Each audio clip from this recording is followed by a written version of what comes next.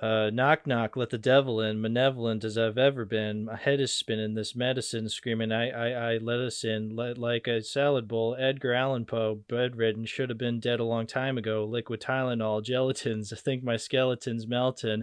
Wicked, I get all high when I think I've smelled the scent of elephant manure. Hell, I meant Kahlua, screw it, to hell with it. I went through hell with accelerants and blew up myself again.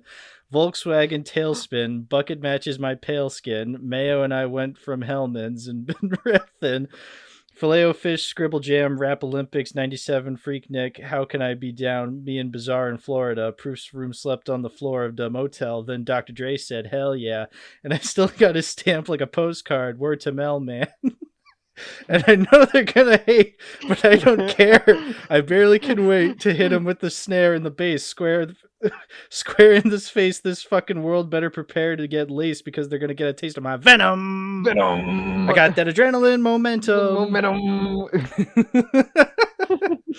Hello and welcome to Too Many Movies, the podcast where we discuss DVDs, Blu-rays, and even the occasional VHS tape. I'm your host, Hal, and I got here Bamason. How you doing, Bamason? Hello. I am doing very well. How about you? I'm feeling Venom-tastic. Venom-tastic. Yeah. Nice. I respect you committing to the bit. Like, seriously. I have never actually heard the lyrics, like, properly before. Yeah. So... You've never heard them Eminemanized? I haven't heard them, like, understood. Like... I never took the time to properly understand what the lyrics were. I know. I just knew the Dr. Dre part. Yeah, because well, I mean, the part of that song that's most memed upon is, of course, when Eminem just goes Venom. And Venom. Yeah, and like that's literally all I remember. And of course, the knock knock, let the devil in part. Yeah, but I did say that I was like, I gotta do the first. It's not even the whole song, but I just had to. It's like the first third. Yeah, exactly. Actually, the song doesn't even start on Knock Knock Let the Devil In, but I knew I had to start the episode with Knock Knock Let the Devil In, but Knock knock knock knock. Oh man, the way he says it, it's just it's hilarious. Music to my ears. Yeah, well. Some people would argue that.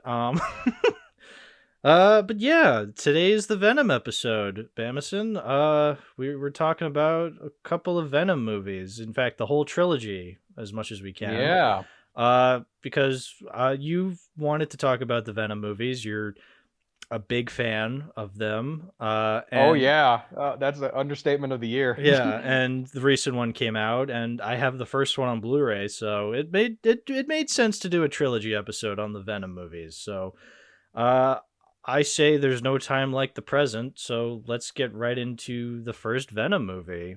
Venom 2018. Take it away. Directed by Ruben Fleischer, the director of Zombieland. That I still find very, very surprising, honestly. I mean, we're going to find out that, like, this trilogy has 3 different directors. 3 different directors, but the same writer across the board. Oh, yeah. Yeah. But like, I think the writer actually directed the third one. She did, which we'll get to. But yeah, so this first one was you said Ruben Fleischer, yeah. Zombieland director. I really have nothing to say on that because it's been a while since I've seen Zombieland, but I honestly wouldn't be surprised if Zombieland and Venom have 0 things related. They're just 2 completely different films. This isn't like an auteur. Yeah, technically, but this isn't like an auteur thing where you can be like, oh yes, this is from the same director of that film, because you can see his style coming through. It's like, no. I mean, like, Venom. What would the style of Venom be? Well, you'd probably try and make it a bit of a horror superhero film, I would assume.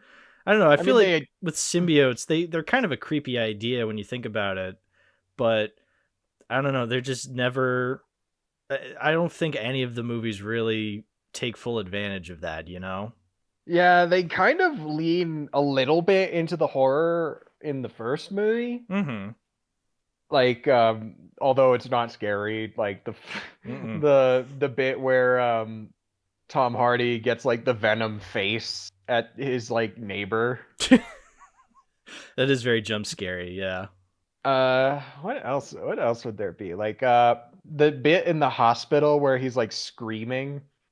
I guess that can you could take that into like a horror thing. Hmm. It's been memed to death.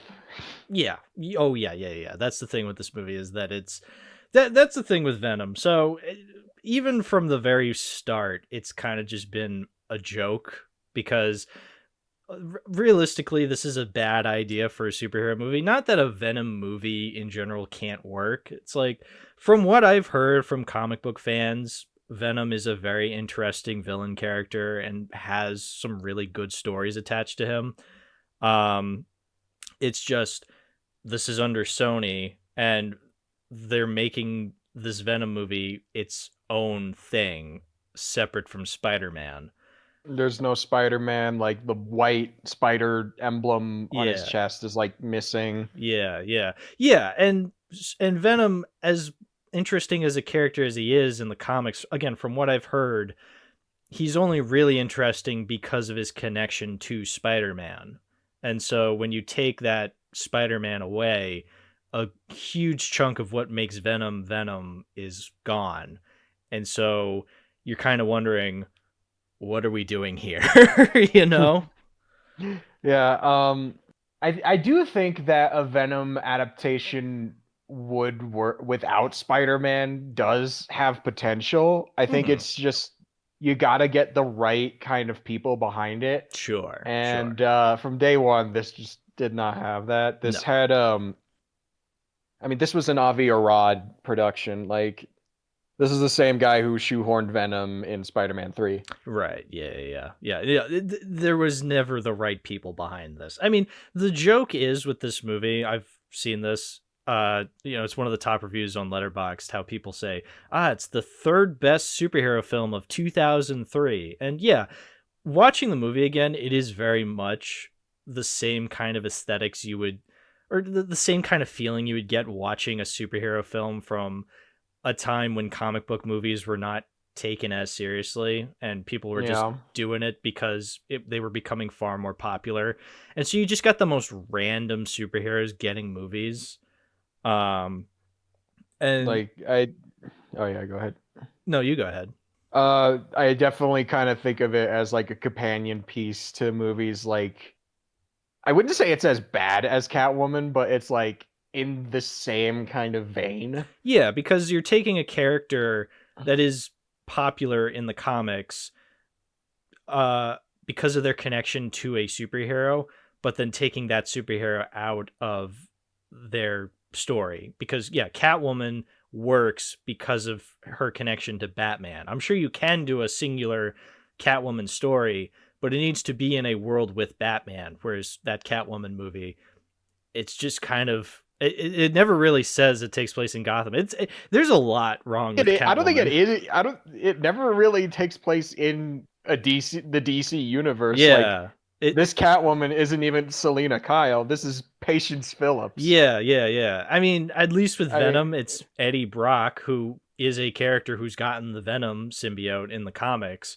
yeah, But then, yeah, it's not Eddie Brock, the character we would normally be familiar with. It's just a completely different guy.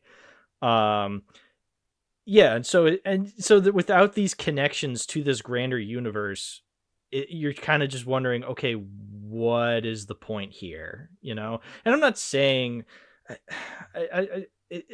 it really is kind of maybe ironic or kind of hypocritical of me to be like that because I always do complain about multiverse stories or the MCU trying to make connections when it doesn't belong. Making because I feel as though one of the problems with comic book stories is their inability to stand alone because they have to make connections to universes. yeah, But I feel as though there are times when those connections make sense. You know what I'm saying? yeah. Like Venom immediately takes design choices from Spider-Man with like his eyes and his general build.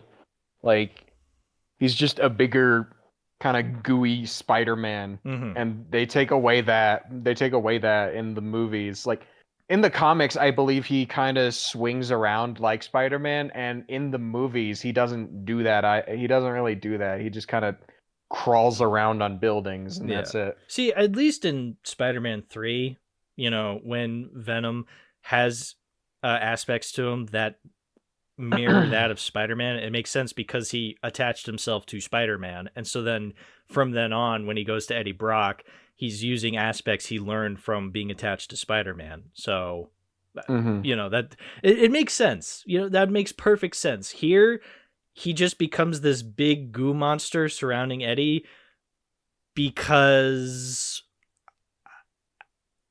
I don't know. I really don't know. Yeah, Movie needs to happen. yeah, because movie needs to happen because that's what Venom looks like in the comics, just minus the white spider. It's like, well, great.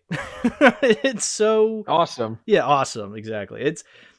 And that's the thing is that we haven't even gotten to the other main problem with Venom, and that is that this movie specifically, I guess the next two movies too, but this one specifically annoys me a lot with it is uh it's it's claim that this is not another superhero film. Like the back of the Blu-ray box even has, how it has, subtitles or uh Like a taglines. tagline? Yeah, like a Yeah. tagline on the back, and it says the world has enough superheroes.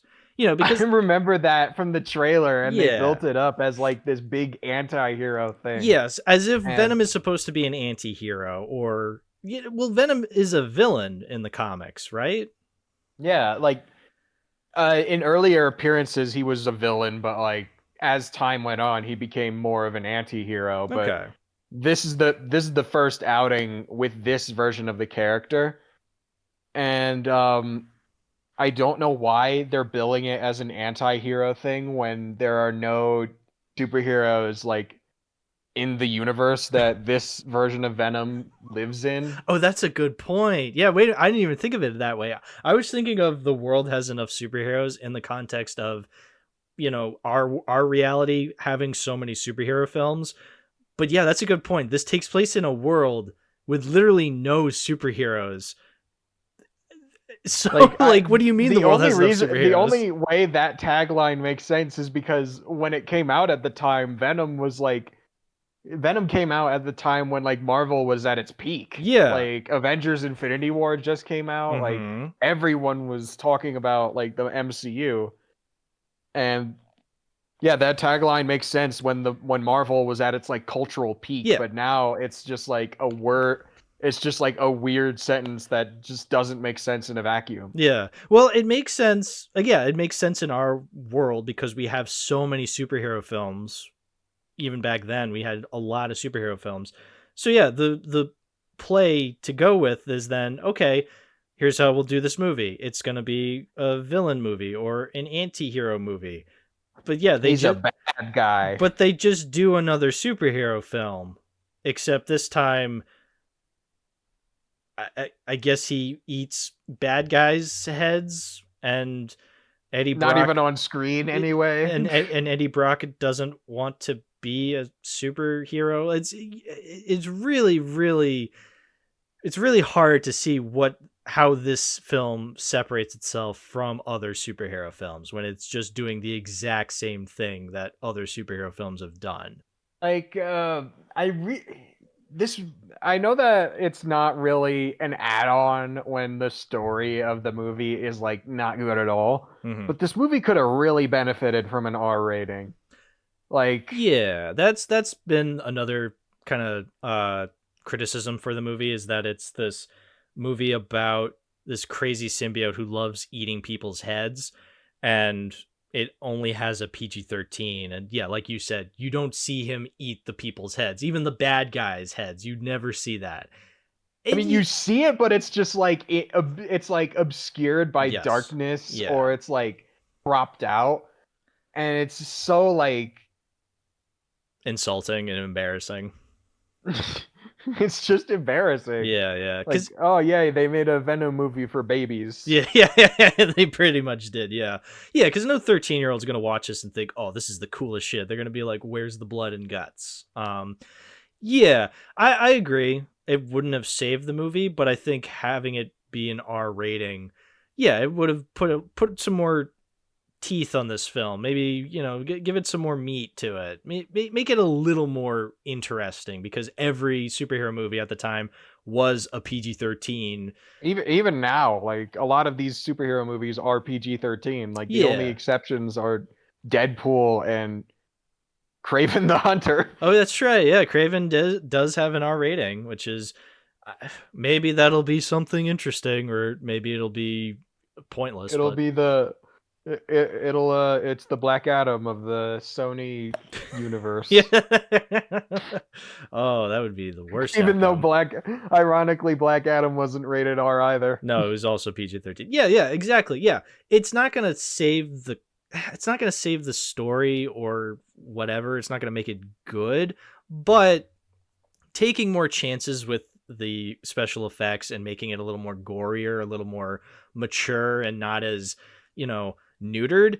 Yeah, I think that would greatly benefit the film. Yeah, because yeah, like you said, Deadpool really is our only R-rated superhero at the moment, and the only reason he's R-rated is because he says the fuck word occasionally. Like there's really no difference between Deadpool and PG-13 superheroes besides using the F word a lot more. Or like actively killing people on camera. Yeah, but even still, again, it's really not that out of the ordinary when other superheroes kill people. But yeah, okay, yeah, they make it more obvious in the case of Deadpool because he actually shows him shooting people. Yeah, or like like using his swords and whatnot. Yeah, yeah, yeah, yeah. Yeah, it's ridiculous the stipulations that movies have to go to be either considered rated R or PG-13 when it's like these are the same movies essentially, just with Yeah. a slightly different coat of paint. But yeah, that's the thing with Venom is it's just another PG-13 superhero film. There's really literally no difference, and if you're going to make an anti-hero or villain movie with Venom, make the villain or the antagonist not a villain, because for the first time we see Riz Ahmed in this movie, you're just like, oh, he's the rich billionaire character. He's obviously the villain, and Oh yeah. then he's just so obviously evil the rest of the movie, and it's like, okay, so Venom is a superhero then because he's fighting a bad guy. It's like, no, he's just fighting the worst guys than he is. It's like, no. He's the badder guy. It's Bigger Jaws. Yeah, bigger jaws. uh Um like and the first time you see Riot, he's just like fucking shit up in Malaysia. mm, Like like for the moment he landed on the ground, he starts like possessing people, he flips over an ambulance, he's killing people in like a fish market. yeah, okay, yeah, yeah, yeah, and then that's true. So it's not just Riz Ahmed as the main villain. There's also Riot. And yeah, it's basically just he's just killing people for no reason, just because he's evil. I mean, his name is literally Riot. Like, He just does it because he can. yeah, because he's the villain. That's just his role in the movie. He possesses a little girl at one point For 6 months. Yeah, yeah. So what's the? I don't know if I entirely understand the 6 months thing. Can you explain that to me? I don't. The thing is, I don't understand it fully either. Is it literally just Um, there's a video where like someone's explaining why it took Riot 6 months to get from Malaysia to San Francisco?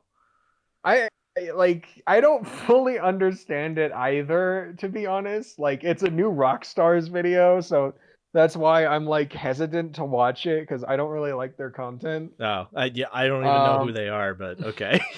they also did the Thanos like what was he cooking or Oh, like the Riddler does he know? oh, it's one of those. Okay, Yeah, it's okay. those people. Yeah, because like 6 months ago, when Venom: The Last Dance would have been 6 months away, I remember just every other person would just be like, "Haha, 6 months," and I'm like, "What? What is this? What are you saying? Is this what passes for comedy now?" Like, it is funny to Yeah. like bring it up out of context. Well, Like, yeah. I still have that boys meme with Billy Butcher and Homelander saying like, "What do you have, 6 months?" and then just riot. Well, when it comes to boys memes, I'm more of a fan of Yummers myself. Yeah, yummers. It would uh, have been funny. It would have been funny if Venom ate someone's head and then just said yummers. Yummers, Eddie.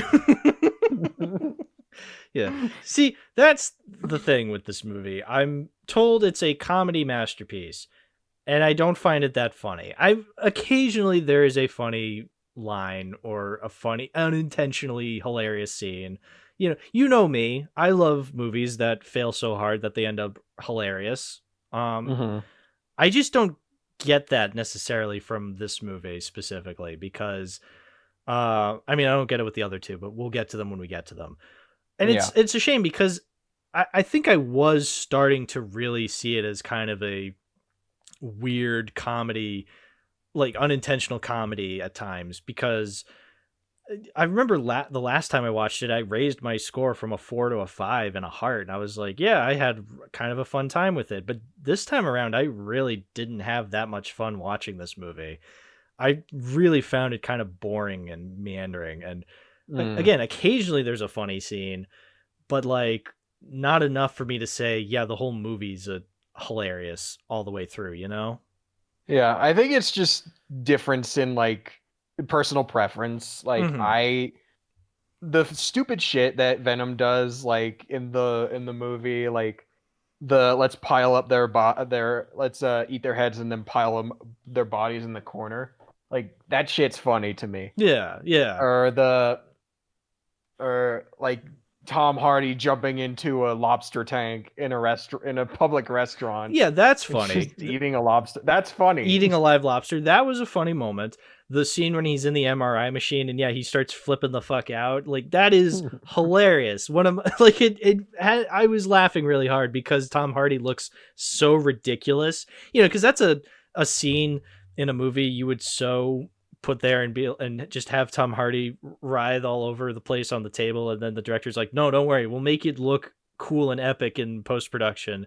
We'll make it look so creepy. Yeah, exactly. And it just looks silly. Just seeing him just go like, It's just "Ah!" your average San Francisco experience. This is not any different from anything in San Francisco. Yeah. Well, it's true. Uh, Yeah. But like see, that's the thing. I want to find hilarity in this movie because Venom memes are funny to me. Like whenever you guys are posting Venom gifs in the server, I think it's funny. Whenever I hear Eminem go Venom, I think it's funny.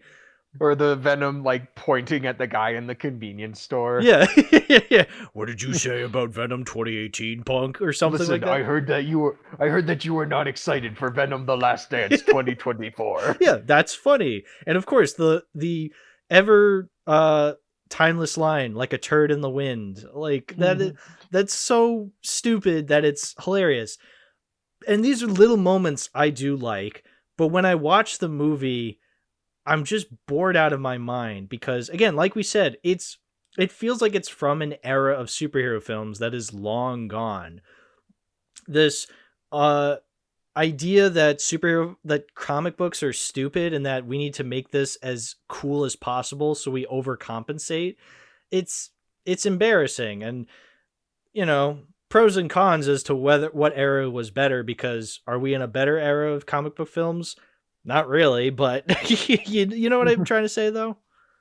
Yeah, I know what you're trying to say. I think it's just for me personally, the embarrassing things about the movie, like you said, they have to overcompensate the coolness, Mm-hmm. just makes it much funnier for me Sure. because I enjoy a good shit show, Yeah. and that's just where our personal preferences kind of diverge, Oh, you know? absolutely. Yeah, there's plenty of shit show movies that I've watched that I get enjoyment of that other friends of mine do not, where they're like, this is Faust. absolutely. Faust is a perfect example of that because I think Faust is one of the funniest films ever, and everybody around me just thinks it's one of the worst things ever. When it's just like, Yeah. That's why I think love it. it is funny to say I am the pornography that gets you hot, like out of context. What's the matter? Don't like my art? Or just saying titty puddle. Yeah, Tit Puddle. One of the all-time greats. Exactly. Yeah. No, so I totally get that people do find comedy in this film. And I want people to find comedy in this film because I think out of the trilogy, this is easily the most fun one. It's the one that feels, this is weird to say, like a movie, you know, because it has a beginning, middle, and end. It's just not a particularly good beginning, middle, or end. I think that's an interesting thing to say because, like, out of all the Venom movies, I think this one is the most tonally dissonant. Mm-hmm. Um, there's a lot of comedy, but at the same time, there's bits of the movie where it legitimately asks you to take it seriously. Oh yeah, there's a lot of action scenes in this movie that are trying to be cool, and I feel like I should like them a little more because in a much better film they would be crazy and awesome, but they're kind of not. Like there's the motorcycle chase is not the worst. I actually think it's kind of cool, but it's not quite there. And then especially there's the one of the times when Venom goes full Venom mode and he's fighting all the cops in that like in the lobby area of that one building. Like, I don't like that fight that much because, like, one of the cops lets out like a smoke grenade, and it's just so hard to see what is going on. Yeah, that's what I was going to say is that it's hard to tell what is going on. And so I can't really enjoy the awesome action on screen because it's really hard to see what's going on. And you know, that's not even getting into like the actual climax when it's just these two fucking CGI goop monsters fighting each other and it just looks awful. Like yeah, that's the thing. The CGI in this movie looks awful. And it was in 2018 when movies like Infinity War were kind of the biggest thing, which Infinity War had some great CGI, even though it's an MCU film. But you know what I mean? Like the CGI in this It's a movie. bit I think it's a bit unfair to compare Venom and Infinity War because Infinity War had like way bigger a lot more Yeah. resources, and But it has like but what I'm probably double the budget. yeah, but what I'm saying is that, you know, we should have at least convincing CGI or CGI that doesn't look like it literally is from 2003, which is what Venom Yeah, seems like. I think in terms of CGI, this is probably on the same level as like movies that came out at the time, like The Meg. Well, yeah.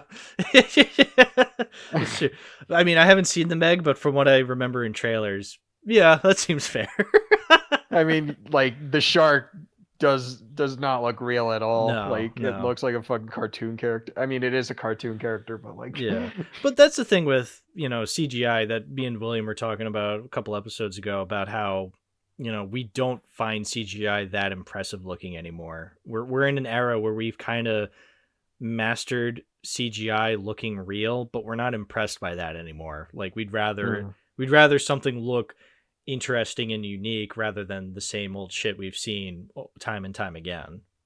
And it's even kind of weird now because like CGI now has arguably gotten Oh worse, yeah. not Oh because of like not because of technical skill, it's because of like just cheaping out. yeah, cheaping out and yeah, oh yeah, the work that goes into it. Oh, it's yeah, it's absolutely COVID has absolutely kind of rotted our brains when it comes to CGI and just especially rotted executives' brains and you know the fucking time crunch that people have to go Oh yeah, through. the crunch time, like seriously. And just like the sheer amount of content being made too to get to deadlines. And yeah, we've seen how the MCU looks now. It looks horrible now. The CGI is abysmal and it shouldn't be. Like you'd think at this point we would have made it so that it looks all convincing, but nope, nope. No, like like the Transformers films from like 20 years ago still look really good. Yeah, Like, what the fuck happened? I have a memory of having a friend of mine in high school tell me a story about how in the third Transformers movie, there was like an 11-second sequence during an action scene that took like an exuberant amount of computers to render, like just multiple computers to render a scene to look as real as possible. And he's like, and it was totally worth it. And I just remember thinking that, because it's like, but it was the Transformers movies I've never heard good things for, but at least they look cool, I guess, you know. And Like, it took have you that many computers. like, have you seen?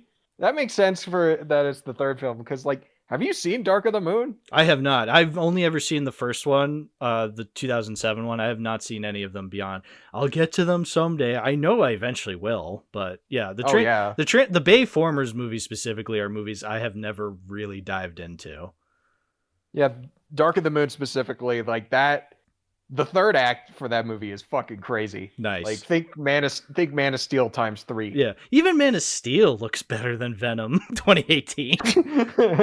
Like, it's not a good movie, but Man of Steel, yeah, the effects in that movie are not the worst. Like, they look okay. Like, would you say, while we're on DC stuff, would you say The Flash is like on equal playing ground with Venom, or like? I would say Venom's maybe a couple clicks above Flash. Because Flash is one of the worst examples of the CGI shitstorm that has happened in the last couple of years. Yeah, because I remember watching The Flash and watching it in comparison to Man of Steel and thinking, wow, 10 years apart, and Flash looks infinitely worse than Man of fucking Steel. Like, and also Venom didn't revive like all people from like dead people. That's true. Yeah, George Reeve didn't show up in Venom. They had the foresight to not do that. Which is true. You know, we're seeing a lot more revival of dead actors in movies, unfortunately. So you know what? At least Venom didn't do that. I guess credit where credit is due. Congratulations, incredible job. Yeah, congrats, you did it. Yeah, I'm so proud of you. Wow, such wow. I'm so proud of you. But yeah, that's the thing with Venom, is that I was even kind of hoping that I would have kind of like a weird nostalgia for it, because while watching it, you know, Stan Lee showed up. There was a lot of there wasn't that many references to multiverse shit. Like, it was kind of quaint in that regard. I don't want to say it was straight up nostalgic, but that's kind of the only word I'm thinking of for it, because, you know, it came out in 2018 when the Marvel Cinematic Universe was kind of the biggest thing in the world, and superheroes in general were kind of the biggest thing in the world. And so it feels like a different time with superhero films. Like, the after credit scene for Venom was an advertisement for Spider-Verse, because that movie was still 2 months away. And well, yeah, I remember I watched through the whole credits and I got to the end credit and it started playing a clip from Spider-Verse. It was obviously heavily edited because it wasn't the final product. Like, the sound design was a little off and the pacing was a little off because there were some sequences missing. Because it's the scene when Miles is being chased by Prowler and he goes to Peter's grave, and that's when he meets Peter B. Parker. And I remember. Yeah, and then that's when they're getting chased by the cops and they're like riding the subway. Well, you're forgetting the first post-credit scene. That's right. Yeah, there's a mid-credit scene in Venom when he meets Carnage. There's gonna be carnage. Yeah, so so yeah, the mid-credit scene when they introduce Woody Harrelson's character for the next movie, and he has the worst wig. It is hilarious. He looks like fucking Carrot Top. He does look like Carrot Top. It is embarrassing. Yeah, and then he literally just says, "There's gonna be carnage." Wink, wink. It's like, okay, buddy. Which, I mean, I make fun. They actually did make a sequel with Woody Harrelson as Carnage. But I mean, great job. You did that. You like Spider-Man: Homecoming never made a sequel with Scorpion, or like Venom is ahead of that. Yeah, exactly. Yeah, that's true. Think of all the mid and post-credit scenes that didn't go anywhere. This movie can't say that. This movie had a mid-credit scene that went somewhere, and its post-credit scene turned into one of the greatest superhero films in the last decade. So, you know, congratulations, Venom.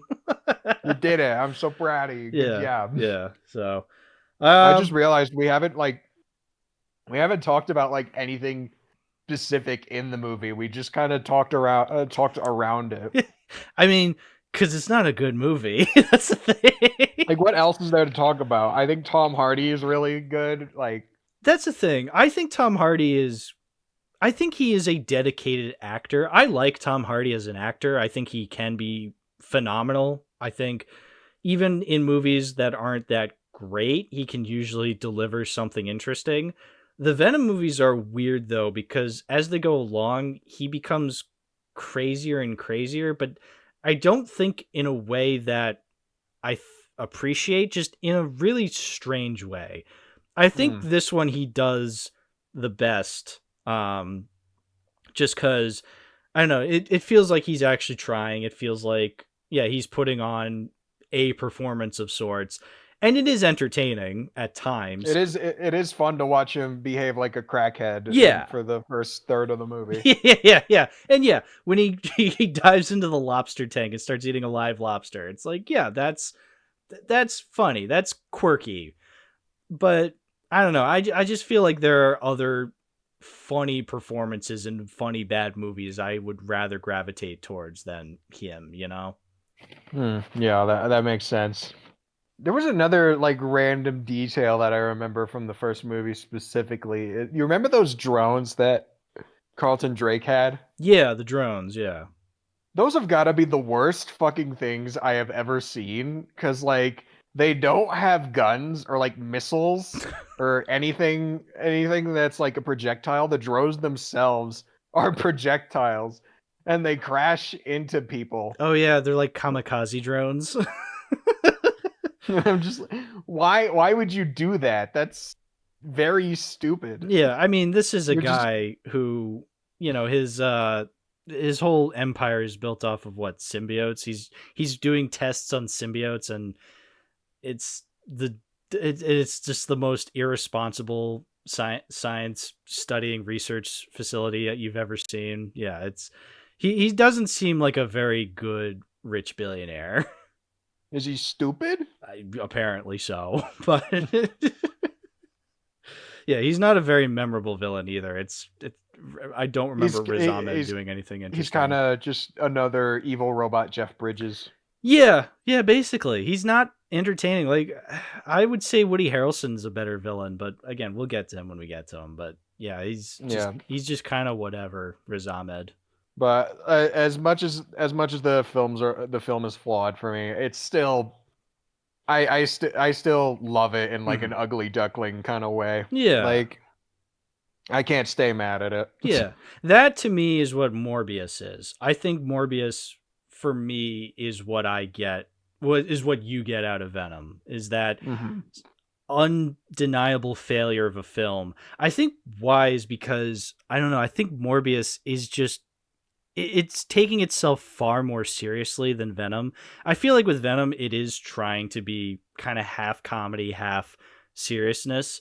Whereas then in the later films, they are trying to be more straight up comedies. Whereas I feel like Morbius is trying its damnedest to take itself so seriously. Like, there are no jokes in Morbius. It is straight seriousness the whole way through. And I feel like it's far funnier because of that, you know? Yeah.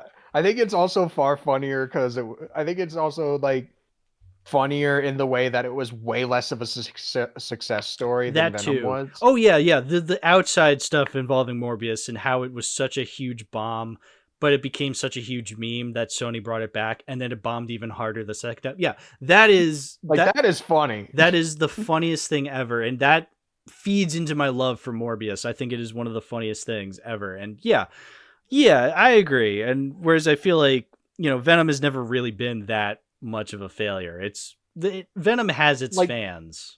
Like, Venom always was a popular character, and people will check it out regardless. True, exactly. Yeah, whereas Morbius was kind of more of an underground thing, and so then it was just the perfect storm of failure, Morbius. And it's not even, Madam Web was like a total shit show. Yeah, Madam Web was not funny at all. Yeah, I'd rather rewatch all Venom movies than Madam Web. Madam Web was horrendous. That was a total shit show. I think that was just a total shit show by design. Yeah. Oh, yeah, exactly. And then there are people who are just like, oh, it's just like Morbius. It's like, no, Morbius was funny in how bad it was. Like, hiring Jared Leto to play your main character, Jared Leto, this method actor douchebag guy who takes himself far too much, way too seriously. Like, that's what adds to the comedy of Morbius.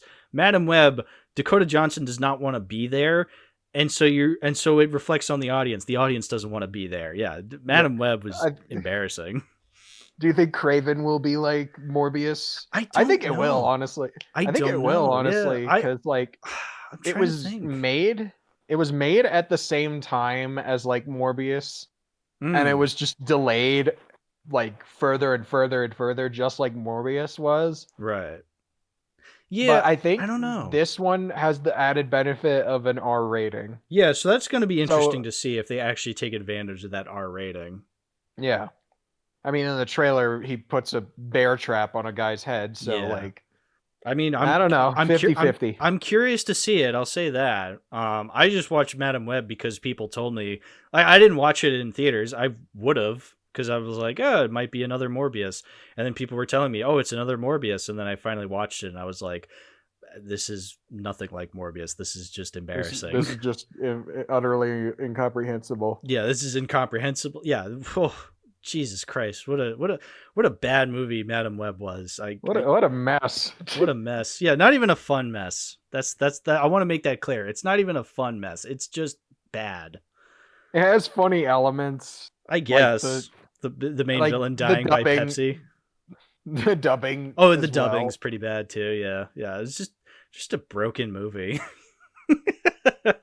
I guess that's impressive on its own. It's so broken, but I don't know. I feel like there are other far more entertaining failures I've seen in my life. Yeah. But Venom, I really don't like this movie. I thought I was starting to warm up to it. Turns out probably not.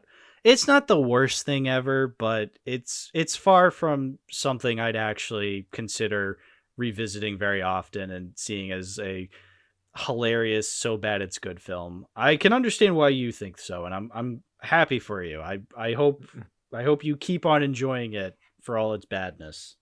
Yeah. I'm still gonna make Venom jokes. I'm not gonna be I'm not gonna be as obnoxious about it as I was just before Last Dance came out, but I'm still gonna be spamming that convenience store gif. You know what? I will absolutely keep the Venom memes flowing because the Venom memes are pure gold. I agree. I just won't watch the movie anymore, but I'll keep spreading the memes. The memes are good. Mm-hmm. But yeah, with that said, I was really debating with this movie. I'm thinking, okay, is it bad enough that I don't want to keep it? Is it funny enough that I do? Because I've kept plenty of bad movies in the collection just because of how hilarious they are, but I really just can't see that happening with this movie. I think it's one of those bad movies that did make me laugh occasionally, but not enough for me to keep it. So I'm unfortunately getting rid of the Blu-ray, Bamason. It will not be in the collection no more. Wait, no. I'm gonna tell the Venom Nation. They're gonna be so displeased. I know. I've disappointed the Venom Nation. I'm so sorry. But I know you've said in the past you don't have much of a Blu-ray collection, but I would imagine you're eventually going to get this for your collection if you don't. I think I had a Blu-ray actually at one point. Oh, but not anymore. Not anymore. It got lost in the move. Oh, that's such a shame. Well, you know what? If you want, you can have mine. Because I could just give one man's trash is another man's treasure. Yeah, I'll send it to you maybe. Who knows? But yeah. Well, I mean, that gets rid of the one Blu-ray I had, but we still have 2 more movies to get through, so we might as well talk about the rest of the trilogy, you know? Next is Venom, Let There Be Carnage. Next is Venom, Let There Be Carnage. Yeah, Venom 2. They actually did it. They made a sequel, because I guess the first movie was kind of a hit. I don't remember. How did it made like 800 million. Oh, Oh shit! Yeah. Okay. So wow. So yeah, they had to make a hit. They had to make a sequel. I mean, I knew it wouldn't have done well critically. That was a given. But yeah, I forgot it was that much of a hit.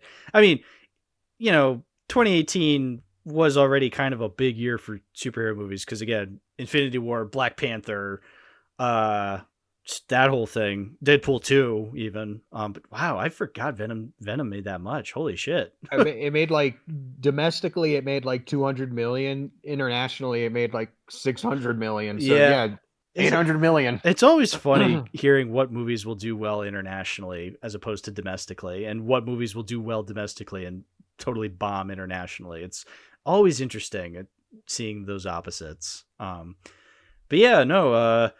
So yeah, okay, it was clearly a hit financially that they had to make a sequel, and we got it in the form of Venom: Let There Be Carnage. This time directed by Andy Serkis. Still starring Tom Hardy. And we finally get Carnage, played by Woody Harrelson. I used to like this, I guess. Here's the thing.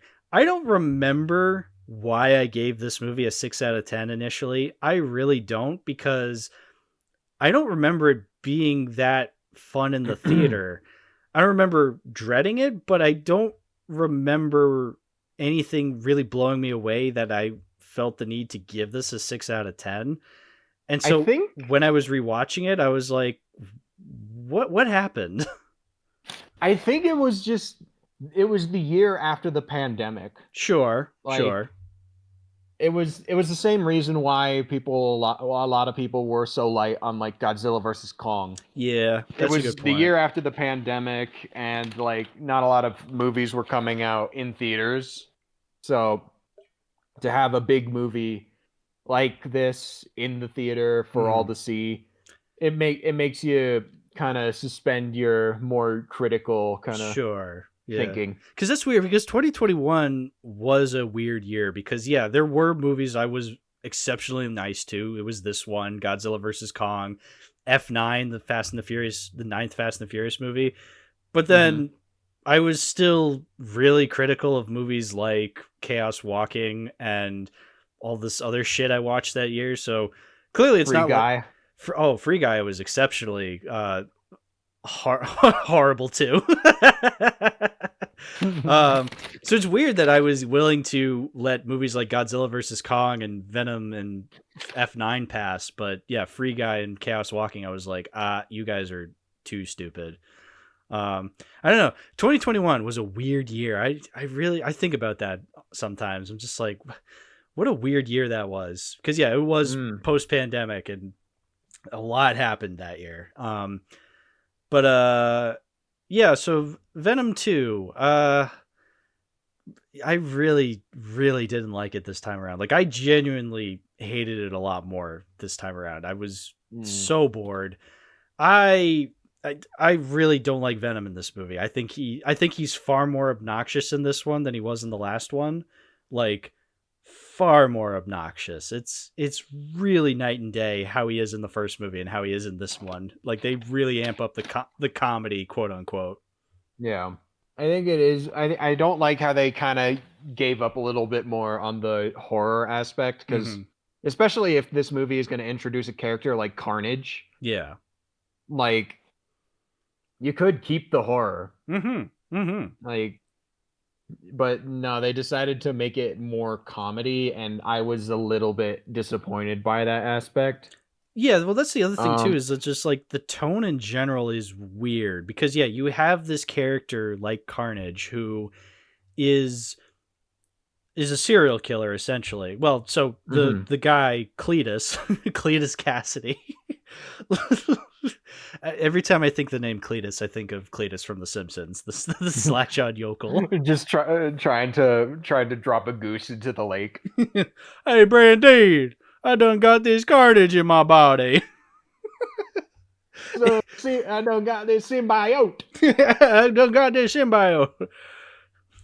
I can see my mama from up here. Hey, Ma, get off the damn roof. His name is like Carnage or something. if Cletus the Slackjawed Yokel was the main villain of Let There Be Carnage, instant 5 out of 5. But even still, I think Woody Harrelson is horribly miscast in this movie, but in a way that's entertaining. Like, I did find him really funny in this movie. Especially the first scene we see of Cletus when like him and his girlfriend are kids or teenagers, and the kid. Oh yeah, and you have like this kid with Woody Harrelson's voice. He looks nothing like Woody Harrelson, but yet his voice, yeah, you still hear his voice just being like, "Don't worry, dear, we're gonna be just fine." It's just like it's such obvious dubbing. It's Madam Web levels of dubbing. It was really funny. And then Woody Harrelson himself, when he's actually Carnage, is pretty funny. I think the scene where he like breaks out of the prison was pretty fun. Yeah, like the Carnage tornado makes no sense, but come on, that's cool. That's like Tasmanian Devil type shit. Yeah. Again, in a much tighter film, that should be a moment that is in like a so bad it's good movie that I find entertaining. But I don't know, just something about it was just communicated really weirdly. That the Carnage tornado was just kind of stupid, like not in a fun stupid way though. Yeah, I think I just like Carnage. I think I'm just more biased towards it because I like Carnage. Like, I like the idea of Carnage. I think his design is pretty neat. Like, I like how he's a lot bigger than Venom, and he's a lot more lanky. Yeah, a lot more veiny too. And his actual transformation is honestly pretty rad. Yeah, again, I like the ideas of Carnage. I think he could be a fun character.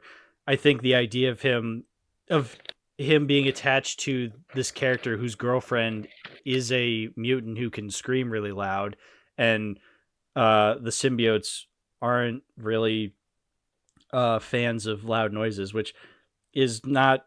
It's kind of a weird thing. They're not a fan of really loud noises, but they'll be in several situations where there's loud noises going on, but they don't care. It's kind of cherry picking, you know. A little. I think it depends on like how loud the noises are. If they said like high pitched noises, so like when she screams really high pitched, it's like, okay, that makes sense. But they say all loud noises, and it's like, well, okay, he's in several scenes with really loud noises, but he doesn't care. I don't know, whatever. And yeah, so my point is, I think that could make for a great conflict. You know, the fact that his girlfriend is this really loud screamer person. This has this really loud screaming ability, and the symbiote attached to him doesn't like that, but they don't really do anything with that. They call attention to it, but they don't do anything with it. I think the worst thing about Carnage in this movie is that he just kind of in the first like third of the movie, him and Cletus are like very in tune with each other. Like they're very much like working together and they're symbiotic. But like all of a sudden in the second half, like especially in the climax in the third act, they start just Carnage just starts having like disagreements with Cletus. Yeah, for the sake of the plot. Pretty much out of nowhere, and they make a whole big deal out of it. Like, they're not symbiotic. We are. Yeah. Which the whole movie they were not getting along either. So what do you mean? Like, yeah, and isn't it that like if a symbiote doesn't get if it's not in symbiosis or whatever the word is with its host, it immediately leaves or something like that? Or no, it starts eating at the host, like killing the host. Okay, so yeah, which becomes a much bigger problem in The Last Dance, but we'll get to that. Yeah, we'll get to that. But yeah, but it just comes out of nowhere. But I guess that's the point, because they're supposed to be like, oh, we have to work together. It's like, you mean the lesson you learned in the first movie? Why is this here again? It makes no sense. I I think the bit where they like push the concrete off themselves and they're saying they're the lethal protector. That was stupid. I'm just Yeah. like, what kind of cartoon is this? Yeah, yeah, and it's not even a fun cartoon either. Because that's the thing. The movie, the whole movie is about Venom, I guess, finding his voice or trying to find like what. Like, I guess they're trying to characterize Venom a little more in this movie, so they make him like go Mm. to a gay bar or something like that. But like, it really just comes out of nowhere, because we don't really see them not getting along. A lot of it is implied, and then they have the big blow up scene like 20 minutes into the film. It's not really how you write a script with this kind of story. I wish they leaned like way more into the gay comedy kind of thing if they wanted to go this route. Yeah, because that's the thing is that 'Cause I guess we could bring it up now. There are a lot of Letterboxd joke reviews. I hope they're jokes where they say like, Eddie and Venom are so gay for each other," and it's like, are they really? Because I don't see that at all. Like when it comes to characters in movies and people try to make it like a homosexual relationship, it's like, all right, sometimes I see it, sometimes I don't. But this one, I really don't see that. I really I don't, I unless think it's a there's joke. some I think there's some bits where like you can kind of twist that, like the whole fight between Eddie and Venom in the apartment. Like it's very reminiscent of like a divorce. Hmm. Like Venom literally yells, "Take your stuff, get out."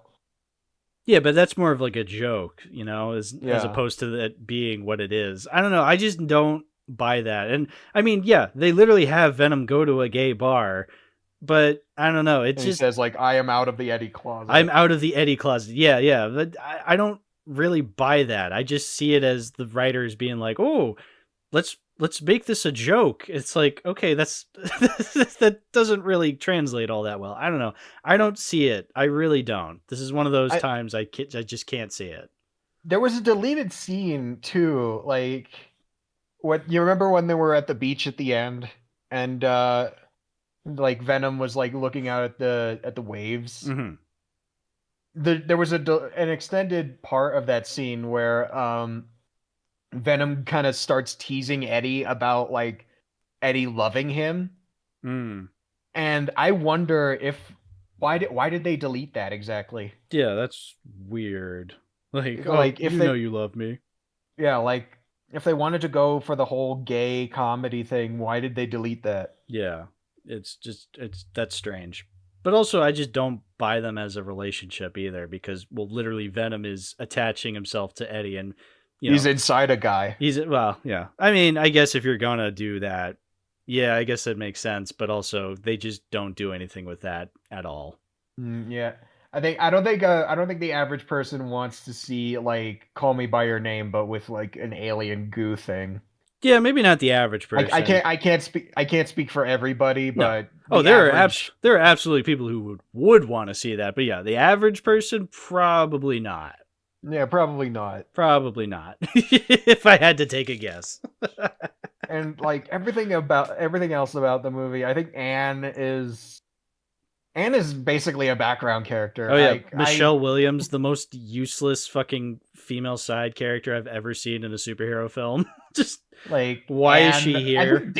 I think Dan does more than fucking Anne. Oh yeah, Dan does do more. Yeah. Yeah, I was kind of shocked that in 2021 there was a female character literally tied up like a damsel in distress in a movie. It's like, shouldn't more people be up in arms about that? I thought we were trying to move away from stereotypes like that, but I guess No, I guess this movie's fine for doing it because all the gay people in Letterboxd like the scene when Venom goes to a gay bar, so they're like, "Ah, it's fine." It's like, okay, he's just like me for real. even though there's an even worse stereotype there, but whatever. I guess we won't point it out.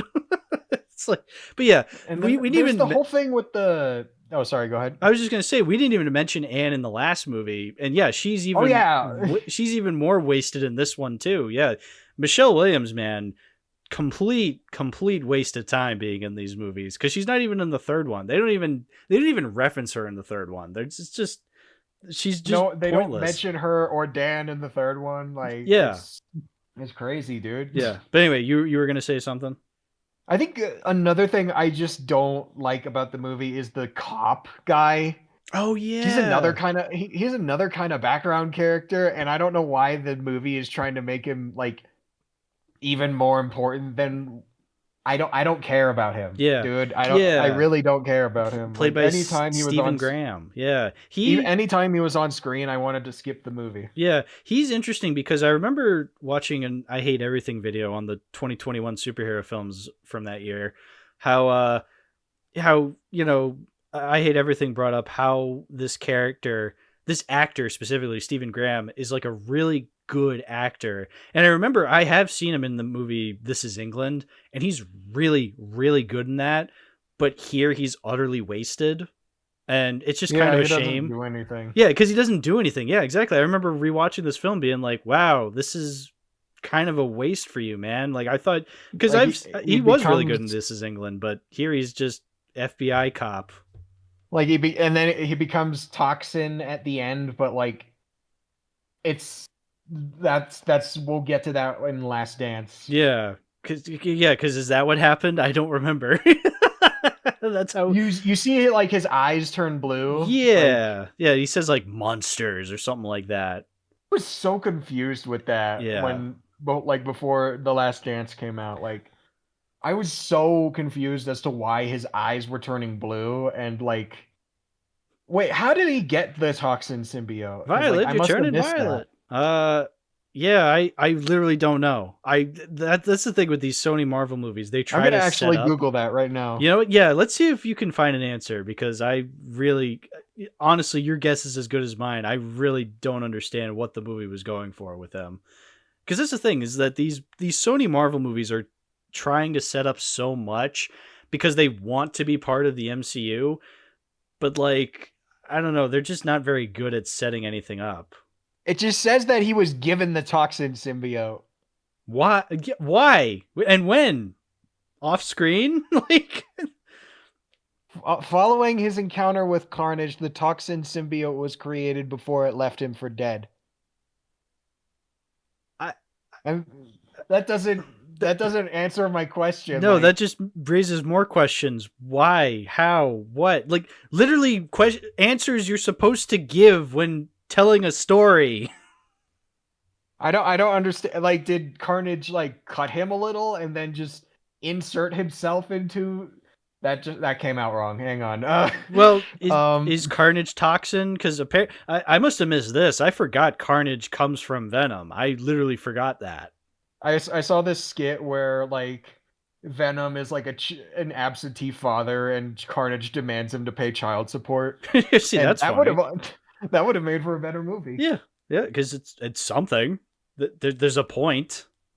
they don't. There's there no point. You are. Give me child support, father. Yeah, that's funny, but like, yeah, they don't even. They literally last second they have Carnage be like, welcome, father, and he's just like, oh shit. And that's it. That's all they do. They I also don't like Carnage's voice in this movie. Yeah, isn't it literally just Woody Harrelson, but like, pitched down, similar to how it's just Tom Hardy's voice as Venom? With Venom, it makes sense because like I always imagine like a deep voice like for Venom, but with Carnage, like he's got a different design. Like he's like I said, he's lankier. He's like taller. He should still be voiced by Woody Harrelson, but yeah, maybe have more of a southern drawl to him. Just be like, yeah, I could see that actually. Maybe like, yeah, something a little more higher pitched than Venom. Just being like I am maybe just like lean more into the like a high pitched serial killer thing. Yeah, or maybe just have the voice of Cletus from The Simpsons. Hey, there Mom! You are. There Death to you, father. Death to you, father. It'd be something. Lean. I love lean. Oh, speaking of the MCU, the post-credit scene. Ooh. What the fuck? So this might have also helped to getting me to raise the score to a 6 out of 10 because yeah, when I was in the theater watching the mid-credit scene, and it got to the scene where they're just hanging out in the hotel, and then yeah, some weird multiverse shenanigans happens, and all of a sudden he's in a different hotel room. And he's watching the TV, and it's just like, yes, sir. If you're just tuning in now to the Daily Bugle, Spider-Man's has been revealed, and it's Tom Holland Spider-Man. And Venom's just like, ooh, intriguing, Spider-Man. No, he says that guy as if he knows him. Yeah. But like, this Venom has no idea who Spider-Man is or like what Spider-Man is. Exactly. Yeah. Like we mentioned before that he came from a world where superheroes don't exist.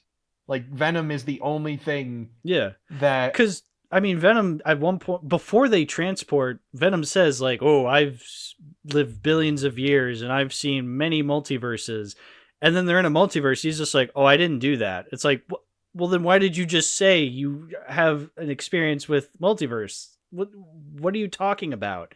Yeah, and then it's literally just there to set up for No Way Home. And then No Way Home just kind of gets rid of that. Yeah, and then literally Venom shows up in the post-credit scene for No Way Home, and he doesn't do anything because he's just like, "Oh yeah, I'm here now. What's this about? I heard about an alien," or like, "Oh, it's Spider-Man's here," and then he just goes back to the Venom world. It's like, what are we doing? What are we doing here? Like, who thought of this? What was the idea here? Yeah. Was this really part of Kevin's plan? Because I highly doubt that.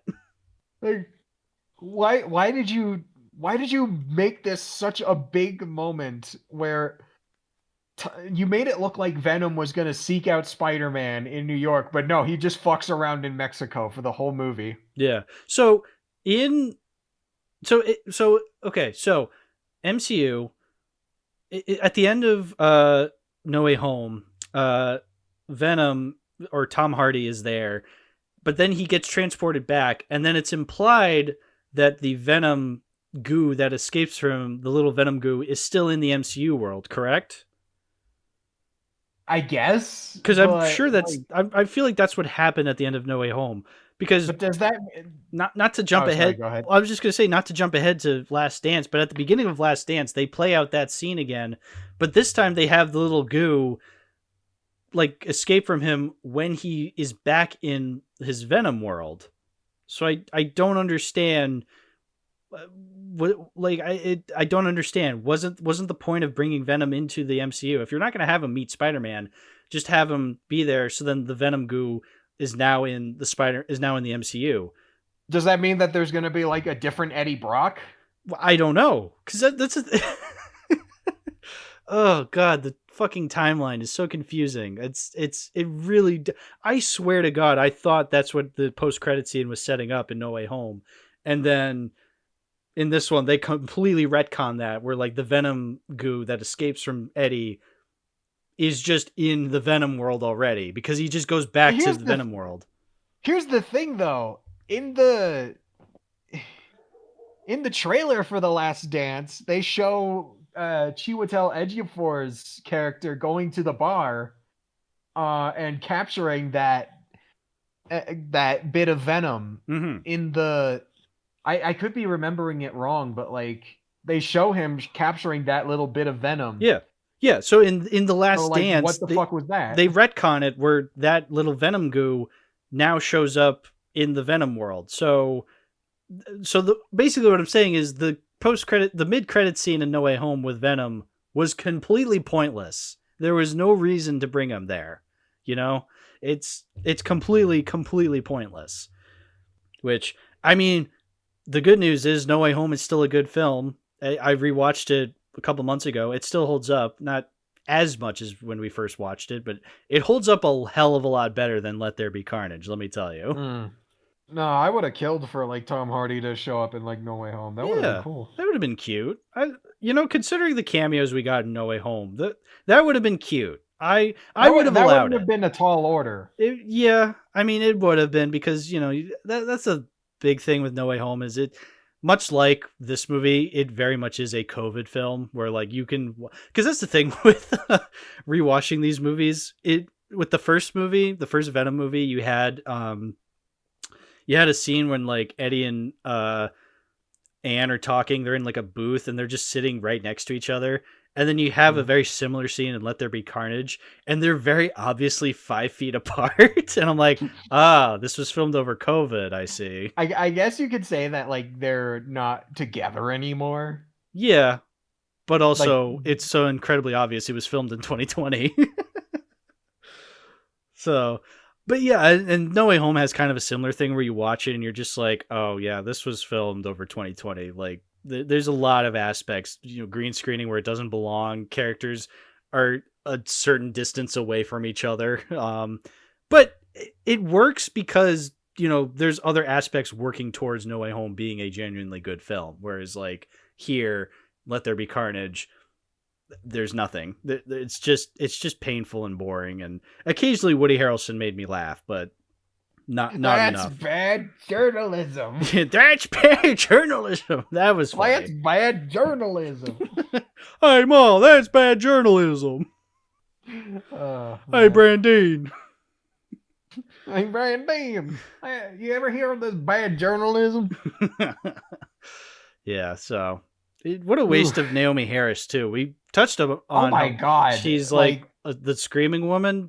So even though this is a world without superheroes, this mutant character just kind of exists in the Venom world because okay. Oh, all right. Yeah, what a waste. Yeah, why? Yeah, waste of a good actress, waste of a potentially cool character. Just they could fix waste. her. Okay.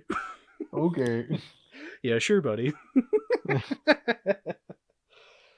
Yeah, no, this was a bad movie. I'm glad I rewatched it and was able to, much like something like rewatching Godzilla vs. Kong, where I realized, oh, this isn't actually fun. This was boring and stupid. But this was far worse than Godzilla vs. Kong. This was a far bigger wake-up call. Has like Godzilla vs. Kong has what you came for in the title. That's true. Yeah, there's Godzilla vs. Kong. Let There Be Carnage has no carnage. It barely has carnage. Yeah, they're what a fun title too. Let There Be Carnage. It's like, okay, that sounds like he name drops it in the movie. Yeah, Let There Be Carnage. Oh, that was painful. And he does fucking nothing. Yeah, exactly. It's completely waste of time. Yeah, no, this was a bad movie. This was not a fun rewatch from 2021. Let me tell you. I think my Letterboxd review is funnier. Oh yeah, the one where you just say "dick" over and over again.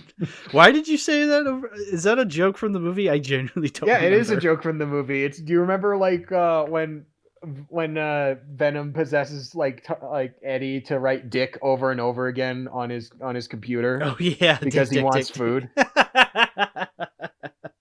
I did not remember that, but yeah, okay. It is funnier than the movie. I'll give you that.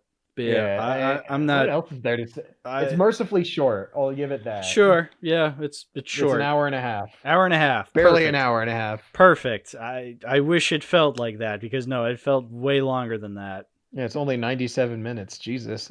That did not feel like a 97-minute movie. It felt way longer. And it doesn't even have the fun Eminem rap. It has an Eminem song, but it's not as funny as Venom. It's not as funny as the Venom. No, yeah, it took me a while to warm up to the new song. It's still nowhere near as memorable as the first movie song. Just a complete waste of time, this movie. I really didn't like it, and it's not one I can see adding to the collection. So, would you add it out of irony, or no? Is it just bad? I think I think for all three, I might just keep it for the novelty. Okay. Oh, that's fair, at least. Yeah. Do we want to move on to Venom 3 then?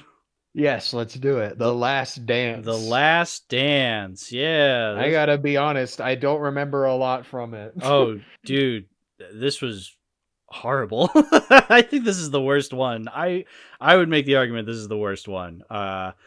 It was bad. It was really bad.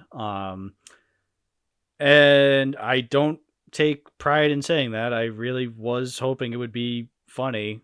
I was really hoping for a funny movie, but I think I disliked it more than Joker 2. I'll say that. Like, I think I really didn't like it. I haven't seen Joker 2 yet. I mean, Joker 2 was boring, but at least it was consistently boring, whereas this could get really irritating at times, and I was really just so annoyed by it. It was like I had something and then I just completely forgot what I was gonna say. This one was like just kind of a total shit show. Yeah. Oh yeah, no, it was, well, from the very beginning where you just have this unnecessary setup for, well, so this unnecessary exposition where you have Null, the quote unquote main villain voiced by Andy Serkis, just like explaining that he was locked away or locked in a prison or something. He needs the codex. He needs the codex. I can't believe this is the second fucking superhero movie where a villain needs like a codex. Yes, yeah, it's like this weird MacGuffin that only exists if a person and a person dies and a symbiote brings them back to life. Because yeah, this is all spouted within the first like 30 seconds of the movie, and it's to nobody. Like, this is information that the characters are going to figure out later on, but I guess the movie does a terrible job at explaining it to the characters that it needs to have a moment at the beginning to have the characters, to have the main villain explain it to the audience. It's completely not how you write a movie, and the movie just started and it's that broken already. Yeah. Also, just I think Null is just what the fuck, dude. You have this cool character, but you just don't use him. Same with, at least Carnage like was in the movie. Yes. Oh yeah, yeah. Carnage is a far more effective villain. I don't like Carnage, but he is the one villain from this trilogy I actually could see working as, something. But yeah, Null is pretty much just Darkseid in the Zack Snyder Justice League films. It's completely just there and not really doing anything. Darkseid has like probably 3 or 4 scenes. Like his presence is very much still there. Yeah. Null, I forgot he was here like most of the time. It was bad. It was really, really bad. Instead you got these xenophages? Is that what they were called? Yeah, wait, what were they called? I think they were called xenophages. Xenophages. What a forgettable word, xenophage. Oh yeah, and just the worst creature design I've seen in a hot minute. Just awful looking creatures. Not even scary. Oh my god, the CGI. The CGI is horrible on them. The CGI in this shot in particular, like I'm putting it in right now, like ugh. Ugh. Look at the paw. Look at the paw hand thing. Oh yeah, it looks like that's like the creatures from fucking Starship Troopers, but like not as funny. Oh god, that's horrible. I think the only cool thing about them was like they ground people into like dust. Yeah, but like bloody dust, I guess. Yeah. Like that's kind of cool, I guess. But yeah, no. Other than that, they're just, I don't know, wider versions of that creature that Obi-Wan fights in fucking Attack of the Clones, or like the Death Angels from A Quiet Place. Oh yeah. Just the best examples of creature design right now. Like what else was there? Like in Venom: The Last Dance specifically, it has the usual trims and trappings we've seen from the Venom movies, where the action is not good. Like especially the first fight scene we have with Eddie and Venom fighting those 4 gangsters, the dog wrestler guys. The dog wrestler guys, and the action is just horrible, and the one-liners from they had the line that they had, like the "we really need to work on that." Wasn't that just like a bit? Oh yeah, like the scene where they're just like, we are Venom, and it's just like and he's like, we got to work on that. It's like, didn't you do it flawlessly in the first movie? What do you mean you have to work on it? Like that's a joke you do at the end of the first movie, but they did it at the beginning of the third movie. this is like a stereotypically bad like Marvel quip. Yeah. Like it's on par with lines like "He's right behind me, isn't he?" Or well, that just happened. well, that just happened. Or what else is there? Marvel quips. I don't know if this is one, but one I always quote with Olivia is just waiter, check please. Or guys, you're gonna want to see this. Guy. In English, Einstein. What? Romanoff, you and Banner better not be playing hide the zucchini. What? Wait a minute. That was in Avengers: Age of Ultron. Oh right, yeah, because they were talking about Hulk's dick. I completely forgot about that line. Holy shit. Oh, Age of Ultron. What a film. I mean, I'd rather sit through Age of Ultron again than fucking Last Dance. I'll say that, just because. Yeah, no, this was obnoxious because here's the thing. We said the first Venom movie isn't that great. We're already on movie number 3 with this trilogy, and so it really feels like we're just grasping at straws to keep the story going. It's so painfully just boring and nothing. I really could not care less for these characters anymore. And half the characters don't even show up. Like, there's no Anne, there's no Dr. Dan. I think he's still credited of being in this movie, but I don't remember seeing him in the movie. Who else is there to talk about in this movie? There's Chiwetel Ejiofor. I don't think... oh, yeah. I don't have anything to say about him. Yeah, he's completely wasted. Why is he in this movie? He's completely wasted. He's a good actor. I like him in... I mean, what have I seen him in? He's in 12 Years a Slave. I haven't seen him in that. I've been meaning to, but...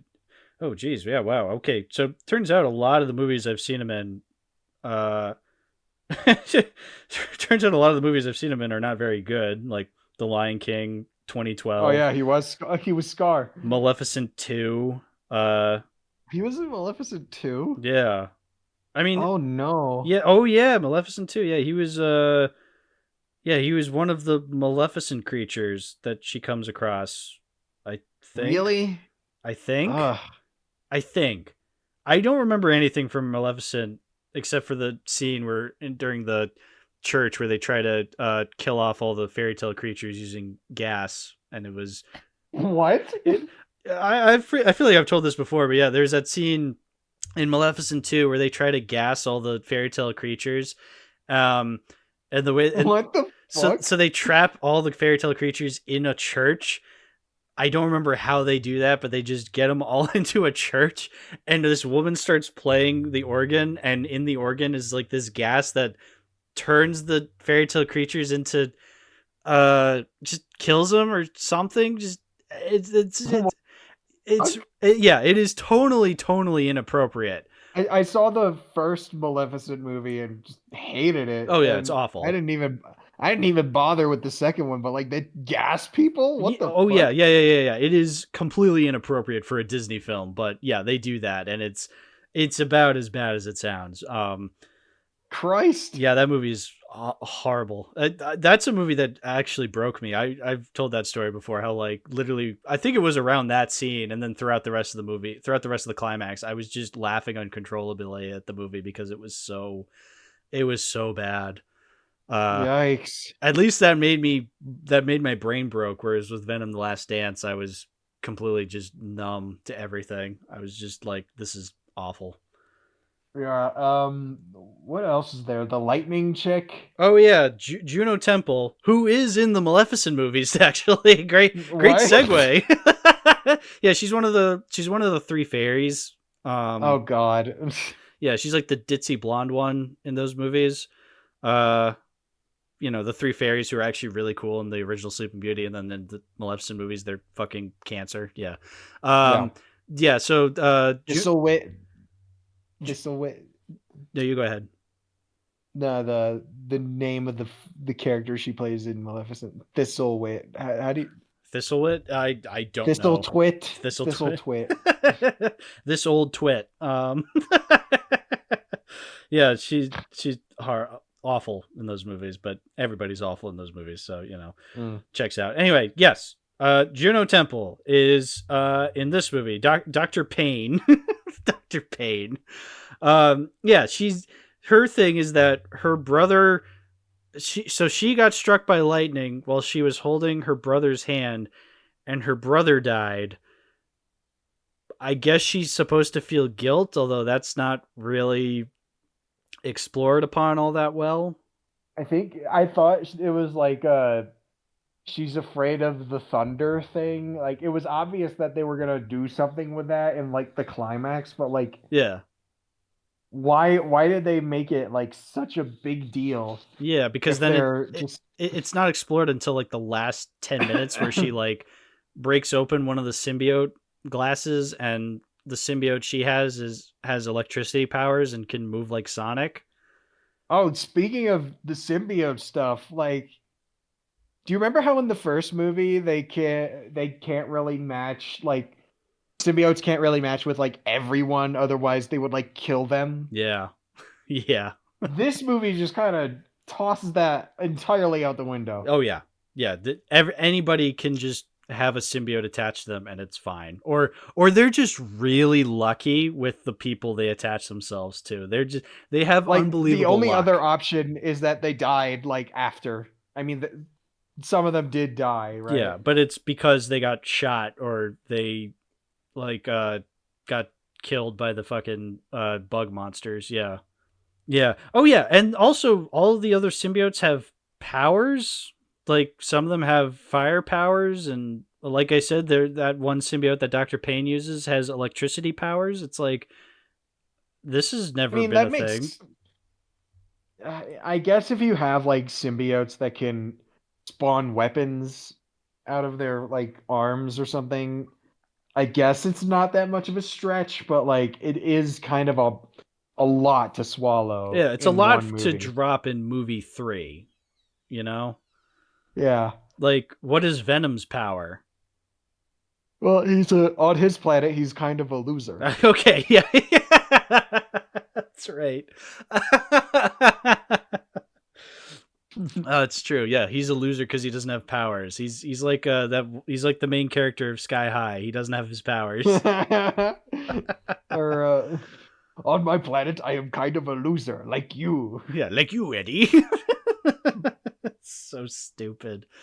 Yeah, and then I mean, I thought it would be cool to see all the different Venom powers, and then all the symbiotes are just, fighting all the bug monsters, and it's this gigantic clusterfuck CGI battle, and it's not fun to watch because it's kind of hard to tell what's going on. It's I've never felt older than watching this movie. I really feel my age just watching this and being like, is this what passes for cinema nowadays? This movie turned you into old man yells at cloud. It really has. Every passing year, I'm just like, I can't stand this. I'm getting older and getting more curmudgeon-y with these fucking superhero films. Oh, but it was so bad. It looked so bad. It was so ugly. Oh man, like, what else, dude? Like I said, we're grasping at straws with this fucking movie. Why did Venom want to go to New York? Like, what was the actual point of going to New York? To see the Statue of Liberty. But no, like, I know it was to see the Statue of Liberty, but they're on the run, like, they're fugitives. So like, why do you want to go to New York specifically? Well, yeah, so they're on the run in San Francisco, so now they're in Mexico. So would they still be on the run because they're in a different country, though? Going to New York, like, just be a stupid idea if you're on the run. Yeah, because New York, especially if you're like a national fugitive. Yeah, I don't know if you guys know this, but New York City's kind of a big city. It's kind of one of the. There's a lot of people there. There's kind of a lot of people in New York City. It's kind of one of the biggest cities in the world. Yeah, so going there probably wouldn't be the best option. But I mean, they don't even get close to New York. They just make it to like Vegas and then Area 51. There's the small Statue of Liberty there. Yeah. Well, there's the fucking street performer Statue of Liberty they see. Yeah, wait a minute. They could have had fun with that, where they go to the New York hotel in Las Vegas, but they go to the Parisian one.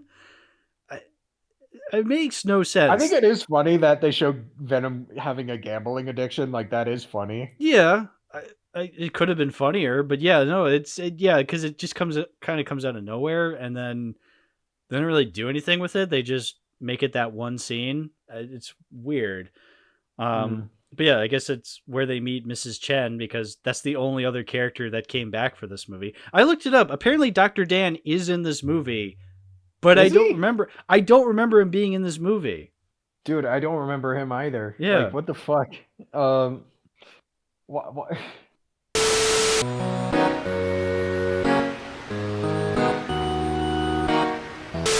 Also, who was that guy, that shadowy guy who Chiwetel Ejiofor keeps talking to? Like, he's in this, like, shadowy? Yeah, there's like this weird computer room where there's this like guy in a suit, and you just see the back of his head, and you never see who he is. But dude, I legit don't remember that. You don't remember that? I didn't make this up, did I? Like, there's literally a shadowy guy who's like speaking to. I thought you were talking about Toxin for a sec, and I was no. So that's Stephen Graham's character, the fucking FBI agent who's now Toxin for no reason. We looked it up. It didn't explain it. No, there's literally a guy in a shadowy room with like computer screens everywhere, like futuristic techno shit, and he's like talking to Chiwetel Ejiofor on the phone, and Chiwetel is just like, "Hey, do I have authorization to take over this fucking operation?" And he's like, "Yes." And we never see this guy again. Like, we were never told who he was. Dude, I legit do not. Oh man. I think I must have tuned that out. Shit. Shadowy guy, Venom 3. Apparently, these are the closer looks of. Okay, I'm on Reddit. No, that's fucking Null. I know that's Null. No, I'm talking about the other guy. The guy who is the bad guy in Venom 3. Null. Fuck it. No, it's Null. It's not Null. Null doesn't do shit. Hold on. I swear, guy in suit in Venom 3. Venom 3 put Tom Hardy in a tuxedo. Fuck, no! Oh, wait a minute. Venom 3 director put Tom Hardy in a tuxedo as response to James Bond rumors. Okay. What? That's... Well... Venom 3 ending theory and MCU implications. This theory hinges on the fact that Cristo Fernandez, Danny Rojas from Ted Lasso, appears both as a bartender serving Eddie Brock Venom in the Spider-Man No Way Home post-credit scene, and makes a brief appearance in the new Venom 3 trailer. I'm using this to... Okay, this is not what I'm talking to. I swear there was a shadowy guy in the fucking movie, and he's just in the fucking... This is. When was this? Was this like halfway into the movie? I guess so. There's a scene when Chiwetel Ejiofor calls somebody on his iPad, and he's just like, "Sir, do I get do I get full stuff, and do I get to be in charge of this operation now because I want to kill Venom?" And the guy's like, "Yes, that's fine," or something like that. I'm taking a look at the movie now and trying to see if there's something there. Okay. Yeah, because I swear he was in the movie, and I thought they were gonna, because I thought that was gonna be like the post-credit scene. He like turns around and it's revealed to be like, oh, it's, I don't know, some guy, but like, I don't know, like they didn't show his face, so it made it seem like they were going to reveal his face later on. But no, the post-credit scene is like that guy, that bartender guy, just running out into the desert, and the vial that had the Venom goo in it earlier in the movie, and next to a cockroach, and it's open, implying that Venom's not really gone, because Venom dies in this movie, I guess. Dies with like the biggest quotation marks ever. Yeah, it's no one's ever really gone. Okay, I'm looking through the movie. You say it's like halfway through the movie, right? Something like that. It's the scene when There's a scene when Chiwetel takes out his iPad and like does like a FaceTime with him or like calls him. I'm looking. I think it's after. I think it's after the river scene.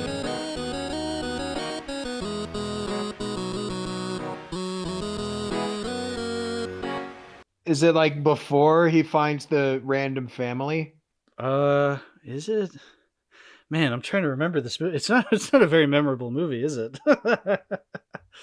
Probably not because when he's So while we're on the subject, the family play with the dad played by Riz Ifan. Yeah, a different Spider-Man actor. Because he was the lizard in the Amazing Spider-Man, and then also No Way Home when he went into the MCU. But I guess all I see him as in this movie is the Rasputin thing he did in the Kingsman movie. Oh yeah, he was Rasputin in the Kingsman movie that I still haven't seen. And then I always think of the post-credits scene where they tease Adolf Hitler as if he is a Marvel villain. Yeah, I'm still waiting on that. They stopped making the Fantastic Beasts movies, so we're not going to see Wizard Hitler. But maybe they could make Kingsman Hitler. Maybe that's still in the cards. Kingsman Hitler, Jesus. Where is it, dude? Like, I can't find it anywhere. Did I just make up a guy in this movie? I think you made up a guy. That would be amazing if I just completely gaslit myself into believing this was a thing. Wow, incredible. I'm looking. Ah, man, I can't find it. Well, shit. I think you just made up a scene. I guess so. I really, wow. Well, maybe it's. I'm gonna look one more time. Actually. Okay. I mean, Venom horse. That's cool. Venom horse. I was more of a fan of the Venom frog, and I wish the Venom frog there was like a backdrop of the Venom frog on Letterboxd. But there isn't one just yet. I think the Venom fish was cool. Sure. I mean, it wasn't really there that much. I wish the Venom dancing to Dancing Queen scene was better, but it was kind of lame. Why did Venom turn into himself when he was dancing with Mrs. Chen? For the lulz. But like, why did he do that? Like when he knew that the xenophage was like actively tracking him when he would do that. Because plot. Like, what are you stupid? Incredibly so. Man, where is it? Yeah, I can't believe I made up a character. This is Schrodinger's scene. I guess so, yeah. It would be really fucked up if I did make this up. Oh man, maybe I need to like see if I can find it. What else is there? Like, what else is there about the movie? The Maroon 5 needle drop at the end. The ending is the funniest fucking thing in the world. When it started playing those chords, I was like, "Oh, they're not. They're seriously not." And then they went full on. Yeah, and then they did. It was the funniest fucking thing. Cause that song is so schmaltzy, and the fact that they just dropped it there in earnest. They were playing it in earnest. That's what made it so funny. No, I always think of that fucking meme where that guy is like singing that song in like voices like Peter Griffin's voice or Stewie Griffin's voice. It's like this impression. And I can't take it seriously, dude. Like, I don't understand why they chose that song in particular. Because they could get the rights to it, I guess. But like, why? I don't know.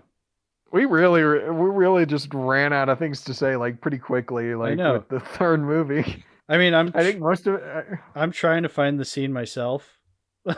But I think that's just what the most of the conversation has been, just looking for that one scene. I swear there was a scene of it. I feel like I know I'm just prolonging the episode at this point. I'm gonna have to edit this down just so that we can make it listenable.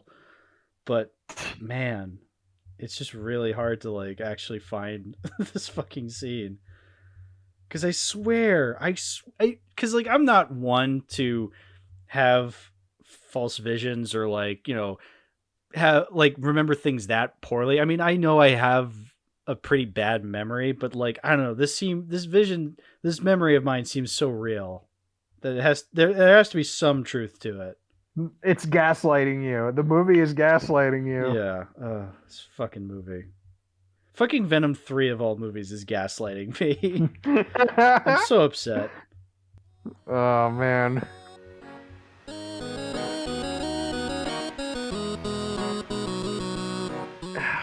What else is there to talk about at this point? Like with Venom 3 in particular? I guess there's the Null post-credits scene where he has like an ugly face. That was a post-credit scene? Yeah. Oh, dude. I think I found it. I found it. You have my permission, General. You have my permission, General. Yes, this is what I'm talking about. Okay, where is it? It's where is it in the movie? It's are at Area 51. Okay, so it's after Eddie meets Mrs. Chen in the movie. It's like immediately after Eddie meets Mrs. Chen. It cuts to Chiwetel. His assistant tells him, "Oh, we found Eddie Brock or something like that." And so then now I remember this. I was just like, wait, what the fuck? Yeah, so then Chiwetel goes on his computer or something and he says like, "Hey, sir, I'm requesting full control of the Imperium program." And then it cuts to this shadowy figure looking at Chiwetel and like all these other computer screens, and the shadowy figure, you just see the back of his head and he just goes, "You have my permission, General." And it's like, who is that guy? Like, why is Chiwetel... I was so confused for a second. I just dead ass forgot about this scene. I knew this was real. I fucking knew it.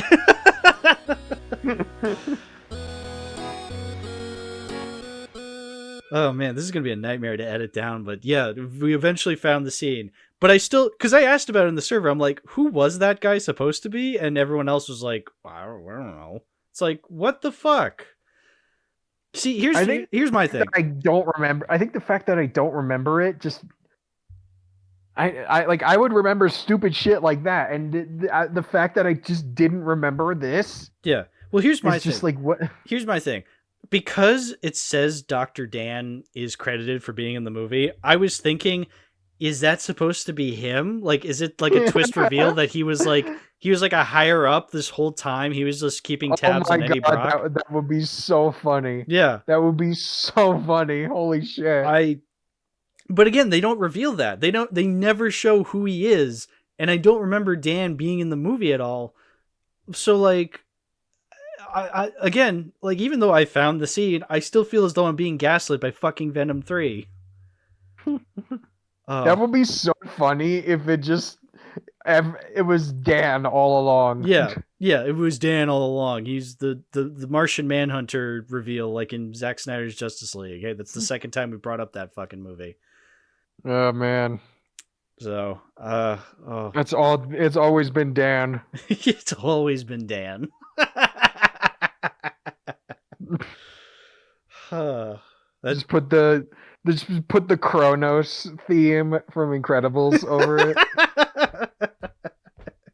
There's a montage like in the first Puss in Boots where like you just see the Humpty Dumpty in the background of every scene, but now you just see Dan in every scene. Oh my god! Even in scenes in like Morbius and Madam Web and eventually in Craven. Even though... Oh my god! You just see him. Setting up the computers in Madam Web. Yeah. Or like, what else? He was the one who released the bats at the beginning of Morbius. It was me, Barry. He was the one that was in the car when Madam Web fell off the bridge. Wow. Yeah. When they all come together, it's revealed that he was Null the entire time. The best character in the Venom verse, Dan. No, it's literally like the Iron Man 3 Mandarin thing. Oh yeah. Do you think Null's the main villain and then it's just Ben Kingsley just playing Null? No, it was actually Dan the whole time. He was the main villain. See, that sounds funny. That sounds like it would be funny because it's so outlandish and absurd, but they won't do it. No, they show Dan writing bad journalism about Cletus. Oh, this is getting absurd, but yeah. Like Eddie is just like, I don't remember writing half this shit. It was Dan. Oh, we are so out of things to talk about Venom 3 that we're making up fan fiction about a character that nobody cares about. No one likes you, Dan. Nobody likes you, Dan.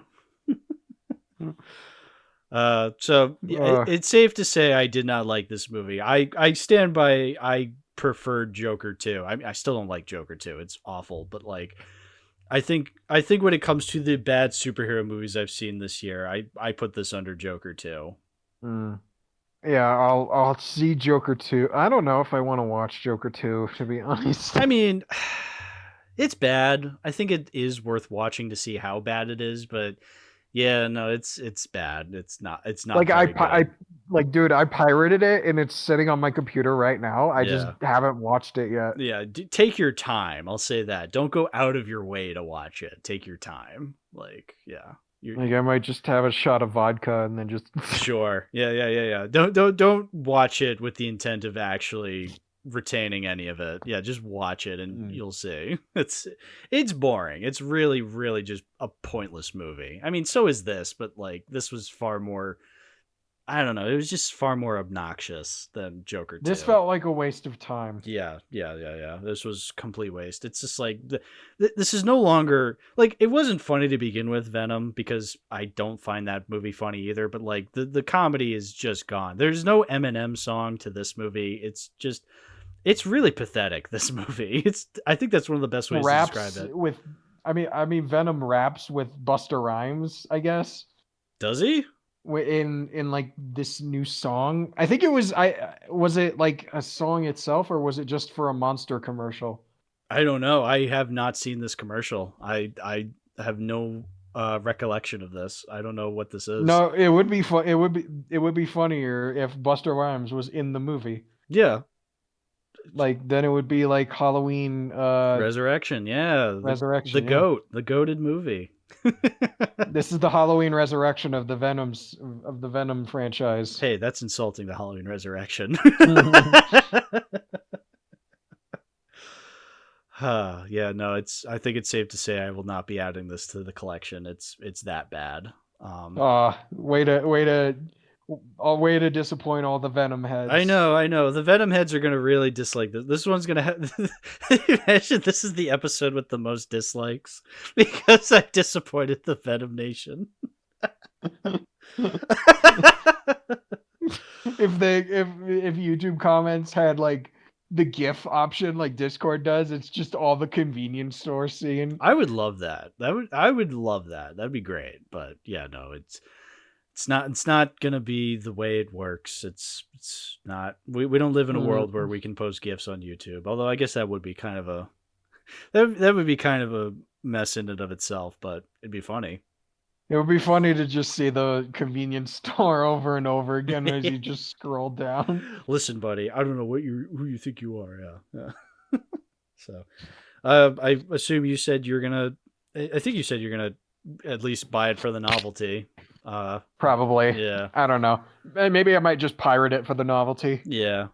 Not a good movie to end off this trilogy. That wasn't that great to begin with. So.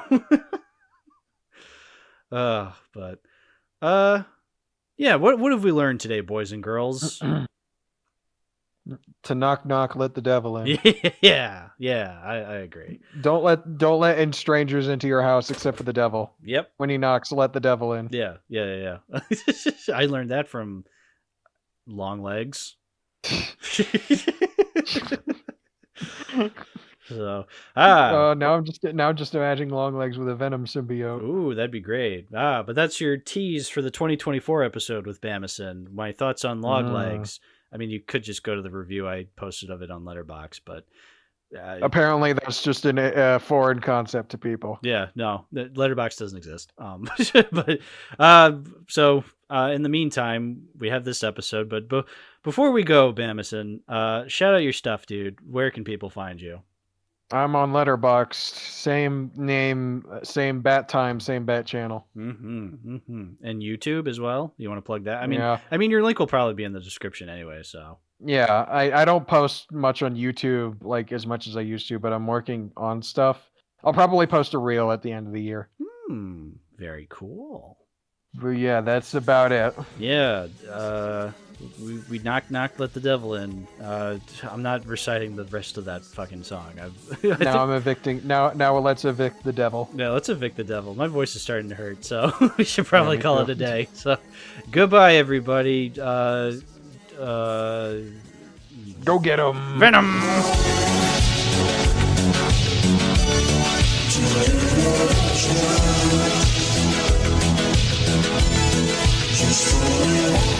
Hello, it's me, Anthony, from the iconic Too Many Movies Norbit and Pathfinder episode. And I was supposed to be on this Venom episode, but I guess I just couldn't make it because I was sick. But oh well. And yeah, I have a funny history of these movies that I decided to share in the post-credits scene of this episode. And yeah, these movies are not great, and I used to love them like 2 years ago. Thought they were funny as hell. Like when someone said Venom, that made me laugh a lot because it was funny back then for me. But now I still find some of the memes funny, but you know, the movies themselves are kind of just, you know, occasionally ironically funny, but you know, not the funniest movies ever, I guess. But yeah, in terms of my Venom ranking, I think that I don't know, the third one is easily the worst one, and the first two are kind of interchangeable. And yeah, I don't know. You can read my review of Venom 2 on Letterboxd or something if you want a little bit more information, I guess. And yeah, I don't really know what else to say here, but just thought I'd randomly show up at the last minute. You can look at my podcast. I have a podcast where I talk about stuff that isn't Venom because my friend who I have the podcast with is very anti-Venom and was like, they're so lame and boring or whatever. And then I was like, okay, they can't be that lame and boring. And I tried to be very defensive about it because I wanted them to still be funny. But then I rewatched them and I don't really find them as funny anymore. So now I have to admit that he was kind of right about the movies. But still, he's only seen the second one. And yeah, so he can't fully justify his hate. Not to mention, that was like also 3 years ago. Who knows? Maybe he'll rewatch Venom 2 and also like it. End up liking it. It'll be like reverse now. Maybe he'll be the new Venom fan. But that's just a theory. Anyways, hope you enjoyed the episode. And bye-bye.